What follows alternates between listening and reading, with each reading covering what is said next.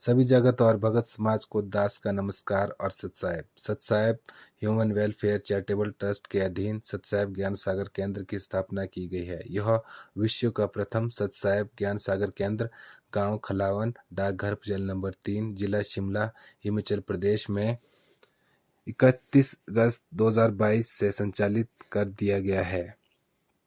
तो सतसाहेब ज्ञान सागर केंद्र के बारे में जानकारी देने से पहले आपको इस ट्रस्ट के उद्देश्यों के बारे में थोड़ी सी चर्चा करना चाहूँगा।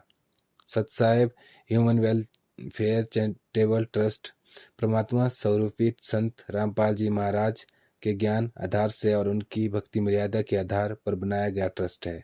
और इसके जो प्रमुख उद्देश्य है उनमें कर्म अनुसार बात करें तो मानव कल्याण के लिए मानव धर्म को उन्नत करना, बढ़ावा देना और बिना किसी जाति, रंग, पंथ के भेदभाव के मानव कल्याण के लिए मानव धर्म को उन्नत करना और संतों के आध्यात्मिक ज्ञान जैसे कबीरदास, गरीबदास, संत रामपाल जी महाराज जैसे संतों के आध्यात्मिक ज्ञान को बढ़ावा देना एवं फैलाना है।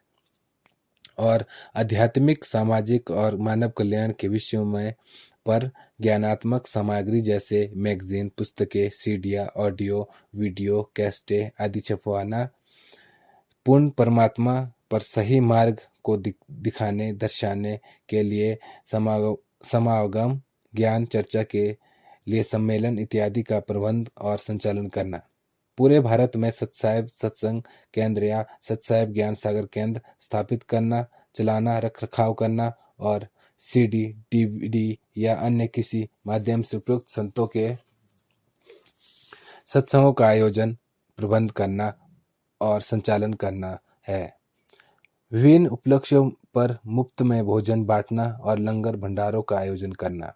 सभी प्रकार की प्राकृतिक आपदाओं, दुर्घटनाओं से प्रभावित व्यक्तियों की सहायता करना, जरूरतमंद गरीब व्यक्तियों और गंभीर रूप से बीमार व्यक्तियों की सहायता करना और स्वास्थ्य के क्षेत्र में मुफ्त रोगी वाहन उपलब्ध करवाना और समाज में गरीब अक्षम व्यक्तियों को न्याय दिलाने के लिए कानूनी मामलों में मुफ्त सहायता और कानूनी प्रक्रिया को प्रबंध करना है। नशा मुक्त और दहेज मुक्त समाज बनाने के लिए नशा मुक्त एवं दहेज मुक्त संबंधित कार्यक्रमों को का समावेश करना और सांप्रदायिक स्वास्थ्य को जागृत करने सहयोग और सहकारी व्यवहार, रवैया विकास, सभी मनुष्य सामाजिक आदतों के विकास के लिए सभी कार्यक्रम योजनाओं को चलाना और मानवता के विकास के लिए भागीदारी सुनिश्चित करना। मानवता के आध्यात्मिक, सामाजिक, नैतिक, वैदिक उत्थान के लिए कार्य करना, महिलाओं की सहायता और महिलाओं, वृद्ध, अपंग, अनाथ, विधवा और वंचित लोगों की सहायता, कल्याण, पुनर्वास, विकास और उत्थान के लिए सभी कार्यक्रम करना, स्वास्थ्य संबंधित कार्यक्रम और योजनाओं जैसे कि चैरिटेबल डिस्पेंसरी हाथ में लेना, उचित स्थान पर समाज की सभी श्रेणियों को लाभ के लिए धर्मशालाएं, विश्राम गृह, घर या परिस्थिति अनुसार इस तरह के अन्य चैरिटेबल को स्थापित करना, चलाना, रख रखाव करना, समाज के गरीब और जरूरतमंद व्यक्तियों को वित्तीय सहायता उपलब्ध करवाना, जनसाधारण जन कल्याण के कार्यों की पूर्ति के लिए वित्तीय सहायता उपलब्ध करवाना, पक्षियों, जीव जंतुओं के पुनर्स्थापन, संरक्षण और कल्याण में सहायता करना, प्राकृतिक आपदाओं में सहायता और मानव को रोग मुक्त के काम में लगाने के लिए अधिक से अधिक लोगों को जागरूक करने के लिए राष्ट्रीय, अंतर्राष्ट्रीय स्तर पर सेवा दल विकसित करना। इस तरह के उद्देश्यों पर काम करने वाले अन्य गैर लाभकारी ट्रस्ट या ट्रस्टों को स्थापित करने में सहायता एवं सहयोग करना एवं इस तरह के ट्रस्ट संस्थाओं के सदस्य बनना या सहायता या सहयोग देना और भारत के लोगों के बीच धर्म की बढ़ोतरी के लिए भारत के लोगों के बीच धार्मिक, सामाजिक, लोकतांत्रिक आदर्शों की बढ़ोतरी के लिए सम्मेलन, मीटिंग, कॉन्फ्रेंसों का आयोजन करना और सत्य को फैलाना, सत्य को सामने लाना, मानव अधिकारों की रक्षा करना और मानव अधिकारों का हनन रोकना, समाज में जागरूकता फैलाना, सत्य को लोगों के बीच रखना, आवश्यकता अनुसार टीवी न्यूज़ चैनल स्थापित करना जो कि संत साहेब न्यूज़ चैनल के नाम से जाना जाएगा। तो ये कुछ मुख्य उद्देश्य जो कि सतसाई ह्यूमन वेलफेयर चैरिटेबल ट्रस्ट के मुख्य है और ये ट्रस्ट परमात्मा स्वरूपी संत रामपाल जी महाराज के ज्ञान आधार और उनके भक्ति मर्यादा अनुरूप बनाया गया है। और इस ट्रस्ट के सदस्य बनने के लिए कोई भी जगत या भगत समाज का कोई भी व्यक्ति जो कि परमात्मा स्वरूपी संत रामपाल जी महाराज जी के ज्ञान आधार से चलने एवं उनके भक्ति मर्यादा का वो पूर्ण रूप से निभाने का वचन देता है, वह 18 साल से ऊपर का है और इस ट्रस्ट का सदस्य बन सकता है। इस ट्रस्ट का सदस्य बनने के लिए आधार कार्ड या आईडी कार्ड का होना अनिवार्य है। इस विषय पर अधिक जानकारी के लिए शशि भूषण दास जी के से संपर्क कर सकते हैं। उनका मोबाइल नंबर 099315929093 है।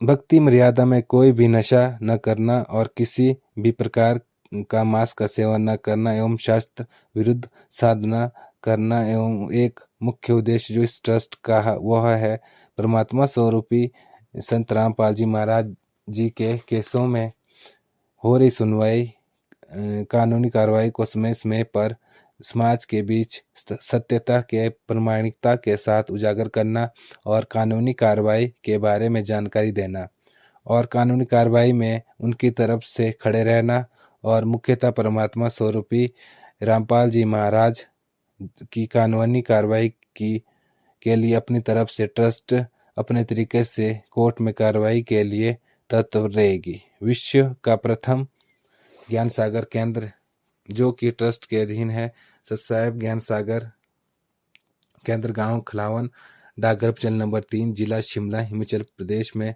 स्थापित कर दिया गया है। सतसाई ज्ञान सागर केंद्र शिमला से 96 किलोमीटर दूरी पर स्थित है। सतसाई ज्ञान सागर केंद्र में पहुंचने के लिए आपको शिमला के टूटीकंडी बस स्टैंड से शिमला चल नंबर 4 बस जो कि 11:20 पर वहां से चलेगी, आप इस बस से सतसाई ज्ञान सागर केंद्र पहुंच सकते हैं। आपको ठियोग नारकंडा उमरडवार होकर चल नंबर 3 से 1 किलोमीटर आगे सेरीखड्ड में उतरना है। अगर आपको आने में कोई भी परेशानी होती है तो आप इस नंबर पर संपर्क कर सकते हैं 9816009300।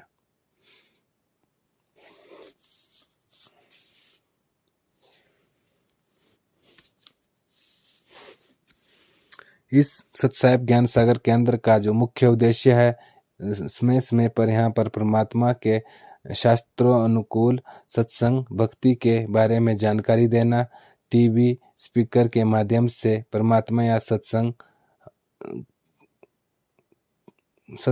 समय पर उपलब्ध है। कोई भी समाज का व्यक्ति जगत हो या भगत कोई भी व्यक्ति यहाँ पर आकर परमात्मा के सत्संग और का लाभ उठा सकता है। भंडारों की उचित व्यवस्था है, जैसे परमात्मा की दया होगी उस अनुसार की जाएगी। तो आप सभी को परमात्मा स्वरूपी संत रामपाल जी महाराज जी के सत्संगों को टीवी में दिखाना चाहूंगा। रजा ग्रहण नहीं करते तब तक हम केवल अपना किया कर्म ही प्राप्त करते हैं। उसके अंदर एक नए पैसे का कोई भी परिवर्तन नहीं हो सकता। यदि कोई 2 नंबर का पैसा इकट्ठा करके धनी बनना चाहता है, पुण्यात्माओं समय आने पर उसके बहुत बुरी बनेगी। बहुत से प्रमाण हमारे पास है और प्रत्येक व्यक्ति जब इस ज्ञान को सुनता है उसको अपने किए कर्म का आभास भी होता है। और जब उसको पता चलेगा कि सचमुच ये कर्म ठीक नहीं है तो त्याग भी देगा। जब तक उसको ये पता ही नहीं लगेगा कि मैं जो कर्म कर रहा हूं ये सचमुच बुरा है, क्योंकि हम जिस क्षेत्र में रहते हैं वहां सभी वही क्रियाएं कर रही होती हो तो हम निश्चिंत हो जाते हैं, सभी कर रहे हैं, नो प्रॉब्लम। लेकिन भाई अपराधों से लाख कर लियो, सबको प्रॉब्लम होगी। तो जैसे एक व्यक्ति जब इस ज्ञान से परिचित हुआ, ज्ञान से भी तभी परिचित हुआ जब उसका सर्वनाश हो लिया। वैसे तो हम भगवान को एक सेकेंडरी थिंग मानते हैं, देख लेंगे टाइम मिला तक भी मत्था टेक आवांगे, किसी गुरु जी के पास चले जाएंगे, बाकी समय अपना धन कमाएंगे। और वो भी उसके लिए वरदान होता है जब उसके ऊपर ऐसा कहर टूट जाए और भगवान की याद आ जाए। पुण्यात्माओं, आप इसके विषय में कि भगवान कौन है, सृष्टि रचना कैसे हुई, ये जानकारी हमें सर्वप्रथम होनी चाहिए और तभी हम परमात्मा के मार्ग पर सफल हो सकेंगे। फिर हमें कोई भ्रमित नहीं कर सकेगा। श्रीमद् भगवत गीता अध्याय नंबर 16 के श्लोक नंबर 23 में कहा है कि शास्त्र विधि को त्याग कर जो मनमाना आचरण करते हैं, यानी मनमानी पूजाएं करते हैं, मनमाने साधनाएं करते हैं जो शास्त्रों में विद्यमान नहीं है, जो ज्ञान और उसका समाधान, वो साधना व्यर्थ है। न उनकी गति होती है, न उनको कोई सुख प्राप्त होता है और न ही उनको कोई सिद्धि प्राप्त होती है, अर्थात व्यर्थ, यूजलेस। फिर तुरंत ही 24वें श्लोक में 16वें अध्याय में कहा है गीता जी में कि इससे तेरे लिए अर्जुन कर्तव्य और अकर्तव्य की व्यवस्था में, कर्तव्य मीन जो भक्ति कर्म हमें करने चाहिए और जो ना करने चाहिए, जो त्यागने चाहिए और जो ग्रहण करने चाहिए, उनके लिए सदग्रंथ ही प्रमाण है। किसी की दंत कथा पर विश्वास मत करना।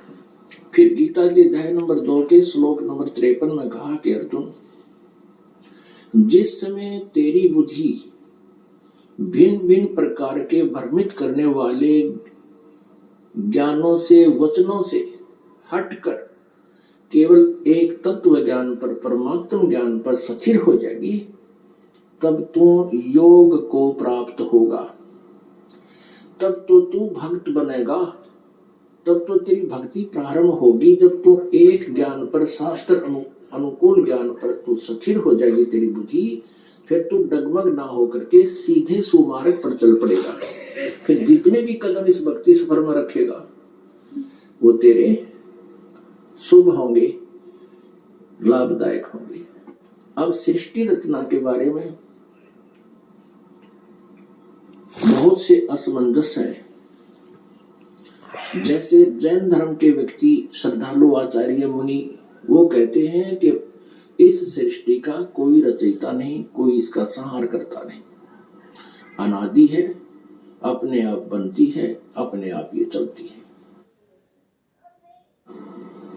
ऐसा ही नहीं, और भी बहुत से श्रद्धालु हैं। कोई कहते हैं विष्णु जी ने इसकी रचना की है, जैसे अब पीछे हम बता चुके हैं।